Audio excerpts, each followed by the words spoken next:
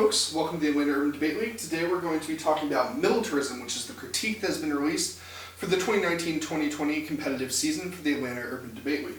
So I'm going to divide this lecture into two parts, and it's going to be a little bit complicated, but stick with it. So the first part we're going to discuss what is a critique in the philosophical sense. The second part we're going to discuss what militarism is. So let's start with the idea of a critique. So we need to understand two concepts here. A critique questions the way we think, the way we assume the world to be. And we start off with ideology. So ideology, coming from Greek ideology, it's a branch of knowledge.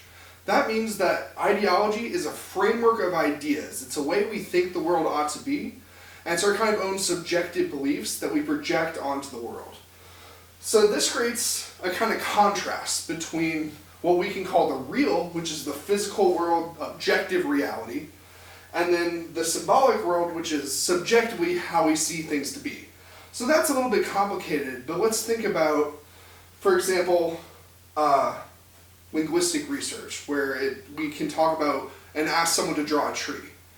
If you do that across various countries, everyone draws a different tree. Even across the United States, that's the same thing, because what we believe the world to be subjectively when someone says tree versus the way the world actually is different.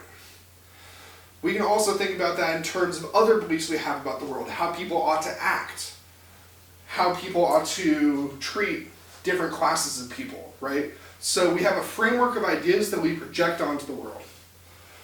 The second idea that I want to talk about in terms of the critique is performance. And so ideologies are ideas we have about how the world ought to operate. We enact those in our daily lives because we say, hey, I think you ought to act in one way, and we have social feedback mechanisms that allow that to kind of take place.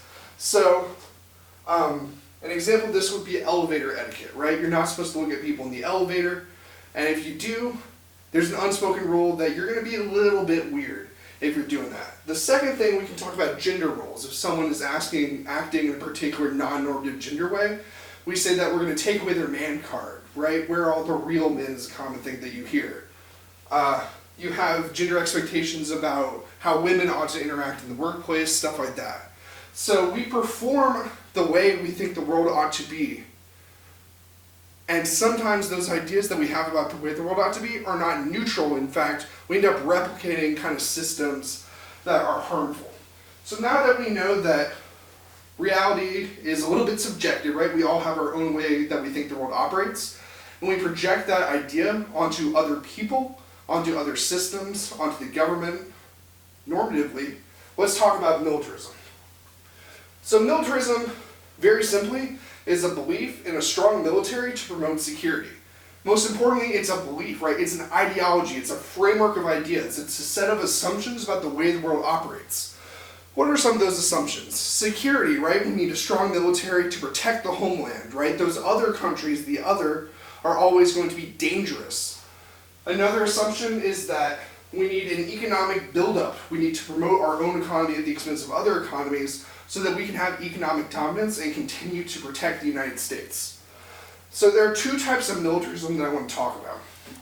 The first is economic. And to do that, and to talk about economic militarism, let's think back to history a little bit. So in the American Revolution, you had a citizen military, right? Folks got muskets off the wall, they're fighting in militias. The entire population is bearing the cost of the war because the entire population, for the most part, is fighting. If you're not fighting in the war, you know someone who is. That has two implications. First is that people know firsthand what war is like and its consequences, so there's a natural disincentive to go to war. Second, there's no military industry. People are just using the weapons they have access to, rifles, common household tools, things like that. So there's not a big military buildup because the population knows, hey, war is really bad, let's not do that. So then let's talk about what happens post-World War II. The conflict between the Soviet Union and the United States, the Cold War, ends up creating a standing military. And the reason that's important, and especially post-Vietnam when we have no draft, is increasingly small percentages of the population end up bearing the brunt of war. You hear things on the news about an American service member was killed in Yemen, an American service member was killed in Syria, the death toll in Iraq is rising, but for most people those numbers aren't real anymore. What is real is the money that's generated and the financial incentive to go to war. So, an example of this would be our current Defense Secretary, Patrick Shanahan, who was a Raytheon executive. Raytheon is a defense company. And military procurement contracts are generally a revolving door of defense industry executives who have a financial incentive to promote bigger and bigger contracts, more and more weapons development, in order to line their own pockets. That means that since the population doesn't bear the brunt of war, the population doesn't have a reason to oppose conflict, particularly when it's economically beneficial for the United States. So the first argument that is made by the militarism critique is that there's a financial incentive to go to war because of things like defense, connections between the defense industry and the government. The second type of militarism that I want to talk about is ideological. It's not just an economic incentive, it's a question of how the population thinks about war. So in the past we had the citizen soldier, right? So when people were wounded from war, you saw the very real impact of what would happen in a conflict.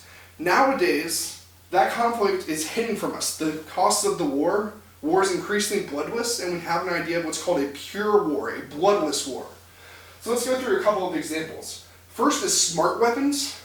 We routinely show images on TV of video from Hellfire missiles going down to strike targets.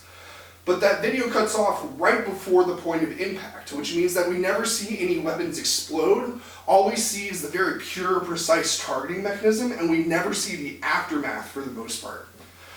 The second thing is the Persian Gulf War, as an example, because prior to the media being allowed access to various battlefields, those battlefields were cleaned of enemy casualties in less than respectful ways, so that there was no cost to the Persian Gulf intervention. And the reason for that was because the military brass didn't want negative political backlash to the American intervention in Kuwait, or to defend Kuwait. So as a result, there is a bloodless war in a population that does not understand the cost of conflict. Another example is during the second presidency of Bush, so Bush II.